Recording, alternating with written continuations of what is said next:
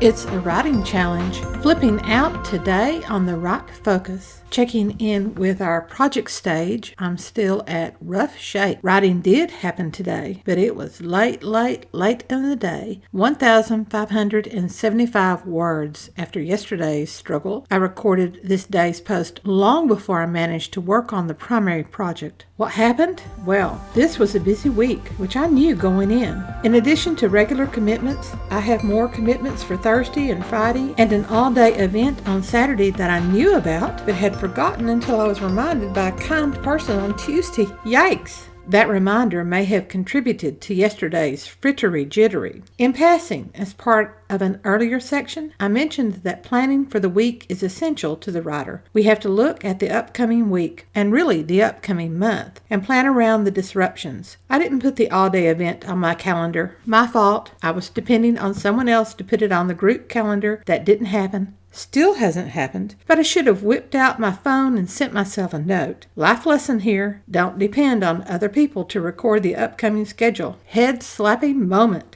Lesson 43. When we know writing is impossible on a planned day, we can flip that day out with a creativity or planning day or a rest day. Today I flipped my writing project. I can snatch increments of project writing later today, but I need my laptop and access to the internet for this section. I won't have that for today's ending hours, so writing the current project comes last today. I may not achieve my 1,000 words today. Caveat, I did. But I have Friday and Sunday that may be possible to get the weekly word count. So, flipping inside a day is also a possibility, just as I can have additional writing time squeezed in from somewhere else. Flipping the writing is simple. It just takes awareness. Much of writing is about awareness of our personal writing time, of our story world, and of the needs of those around us. We need to be aware of our commitments and obligations when we are with those we love and when we are performing the tasks that keep us engaged with community and the jobs that pay the bills. We should be totally present rather than distracted. Awareness helps us be totally present.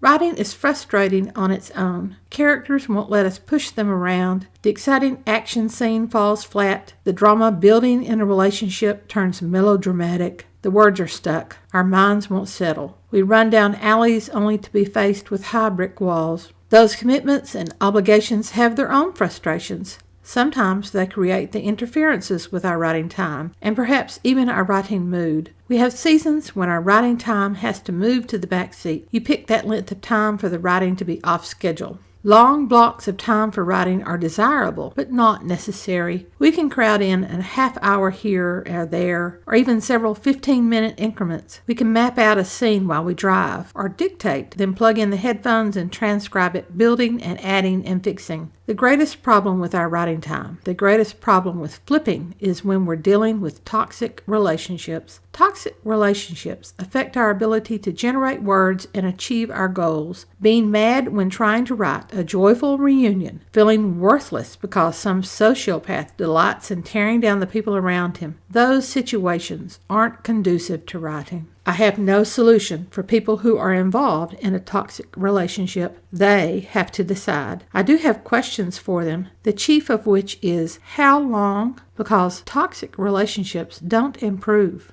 Even in the worst seasons of our life, we should look ahead and see the coming of spring. I know my horrible season lasted for years. In the worst of that horrible season, smothered with cold and dreary day after dreary day before me, those 15-minute increments were not even possible. That season did reach its end, however. I had a lot of grief, but now I'm happier than I have ever been. I'm achieving my long-term writing goals, delayed, but now possible. Lesson 44. Our chief concern should be our long-term writing goals. Yes, I know we want to write every day, all day long, but there's life, you know. Whenever we have to flip around our schedules and flip around our commitments and responsibilities, we do so with awareness of our long-term goals. Have you considered what you will do when you finish this book you are writing? Do you only have one book in you, or are you in it for the long haul?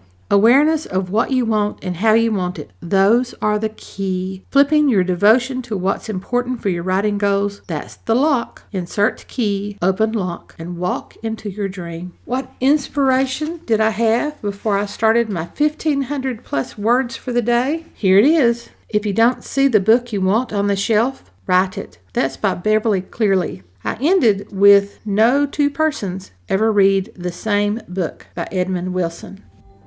Thanks for listening to The Right Focus, a podcast for writers at all levels, hosted by M.A. Lee, with assistance from Remy Black and Edie Runs, all from Writers Inc. Books. Our focus is productivity, process, craft, and tools. Show notes for this and other episodes can be found on therightfocus.blogspot.com. Write to us at winkbooks@aol.com. Our podcast episodes are running short this month, but usually they last as long as it takes to fix a quick dinner, drive a short commute, or take a brisk walk. Daily in April, we're bookcasting. Write a book in a month by Remy Black, 2 in the trilogy Inspiration for Writers, copyright 2020. Take lessons from today's episode and write on.